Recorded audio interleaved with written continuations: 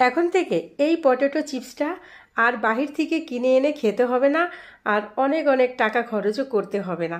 খুব কম খরচে অল্প সময়ে অল্প উপকরণে এই পটেটো চিপসটা বানিয়ে নেওয়া যাবে ঘরেই। আর এই পটেটো চিপসটা কতটা মচমচে কুরকুরে হয় দেখেন। খুব সহজ রেসিপিতে থাকছে আজকে পটেটো চিপস। তো এই চিপসটা বানিয়ে নেওয়ার জন্য প্রথমে এখানে আমি 3টা আলু নিয়ে নিয়েছি। আর এটা এখন আমি কি করব, অফ ক্যামেরায় সুন্দর করে ছিলে কেটে নেব। তো কেটে একদম ধুয়ে নিয়েছি। দেখেন আমি এটার মোটা কতটুকু রেখেছি। আপনারা চাইলে চাকু দিয়েও কাটতে পারেন, বাট আমি বটি দিয়ে কেটে নিয়েছি। আর কেটে নিয়ে ধুয়ে একদম পরিষ্কার পানিতে আমি নিয়ে নিয়েছি। তারপরে এখানে আমি একটা কড়াইয়ে আগে থেকে 2-3 কাপের মতো পানি বসিয়ে দিয়েছি সামান্য লবণ দিয়ে। তো সেটা ফুটে উঠেছে। এখন আমি আলুটাকে দিয়ে ঠিক 2 মিনিটের মতো সিদ্ধ করব। ঠিক 2 মিনিট মনে রাখতে হবে। তো এই পর্যায়ে 2 মিনিটের মতো আমি সিদ্ধ করে নিয়েছি। এখন সম্পূর্ণ আলু আমি একটা বাটিতে উঠিয়ে নেব পানি ঝরিয়ে।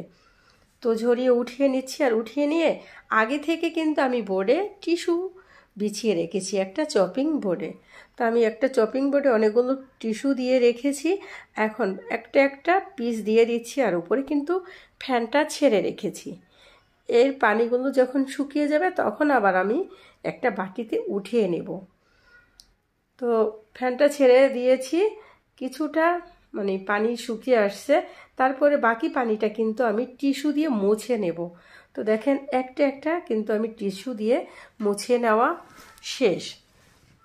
তো এখন আমি ভাজার জন্য একটা ফ্রাই প্যান বসিয়ে দিয়েছি আর পর্যাপ্ত তেল দিয়ে দিয়েছি। মোটামুটি তেলটা যখন গরম হয়ে যাবে তখন ছেড়ে দিব একটা একটা টুকরা, মানে চিপস।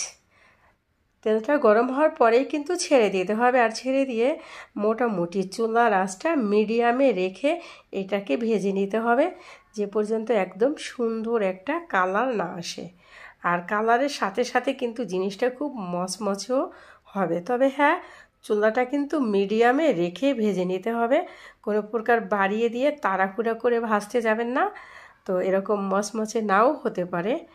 তো আমি যেভাবে বলেছি সেভাবে যদি করেন একদম 100-এ 100 আপনারা দোকানের চিপসের মতোই টেস্ট পাবেন। আর এই চিপসটা ভেজে নেওয়ার পরে এটায় চাট মশলা 1 চামচ জাস্ট চাট মশলা দিয়ে খাবেন। দোকানের চাইতেও যদি টেস্টি না হয় তখন আমাকে বলবেন কমেন্টে। যাই হোক, আমার কিন্তু একদম ভেজে নেওয়া শেষ, নামিয়ে নিচ্ছি। আর একইভাবে বাদবাকিগুলোও কিন্তু ভেজে নিব। তো এখন আমি নামিয়ে নিচ্ছি আর বাদবাকিগুলো কিন্তু ভাজার প্রসেসিং চলছে। তো এই যে এখন সব ভেজে নেওয়া শেষ। আর এটা কতটা পারফেক্ট হয়েছে আমি আপনাদের সাথে 2টা ভেঙেও শেয়ার করছি কতটা পরিমাণ পারফেক্ট। তো রেসিপিটা এই পর্যন্তই ছিল। পরবর্তীতে আবার দেখা হবে কোনো না কোনো এইরকম আমি একটা রেসিপি নিয়ে। সে পর্যন্ত খোদা হাফেজ, বা